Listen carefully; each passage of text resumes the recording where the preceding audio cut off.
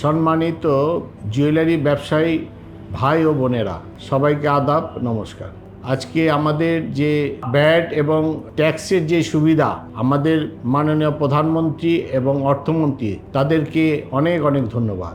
আমি একটা কথা বলতে চাই যে আমাদের যে সাফল্যটা এসছে, বাজুস প্রেসিডেন্ট এনামুল্লাহ খান দোলন সাহেব এবং বাজুসের ভাইস প্রেসিডেন্টগণ এবং ডাইরেক্টরগণ এবং পূর্বের কমিটির সভাপতি, সেক্রেটারি এবং অন্যান্য কর্মকর্তাবৃন্দ, সবাইকে আমি আমার অন্তঃস্থল থেকে ধন্যবাদ জানাই। বিশেষ করে আমি আমার ব্যবসায়ী ভাইকে বলবো, যেই সুযোগ এই সরকার আমাদের করে দিয়েছে সেটা যেন আমাদের হাতছাড়া কোনোদিন না হয়। কারণ আমরা যদি শতভাগ ভ্যাট না দিতে পারি, তাহলে কিন্তু আগামী ডিসেম্বরে আবার আমাদের 7.5% করে ভ্যাট ধরে দেবে, তাইলে কিন্তু আমাদের মহাবিপদ ঘটবে। তার জন্য আমি সমস্ত জুয়েলারি ভাই ও বোনেদের বলবো, সারা বাংলাদেশের সবাই যেন আমরা শতভাগ ভ্যাট দিই। কারণ আমরা বৈধ হব, আলোর পথে চলবো। কারণ আমরা জীবনে আর পিছের দিকে তাকাতে চাই না। আপনাদের সহযোগিতা একান্ত কামনা। এই যে আজকে আমাদের বাজুস প্রেসিডেন্ট যে কষ্টটা করছে, আপনারা দেখছেন, উনি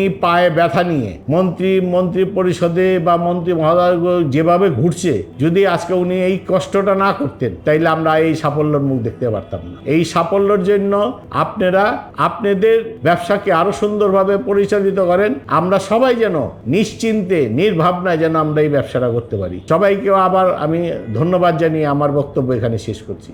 নমস্কার।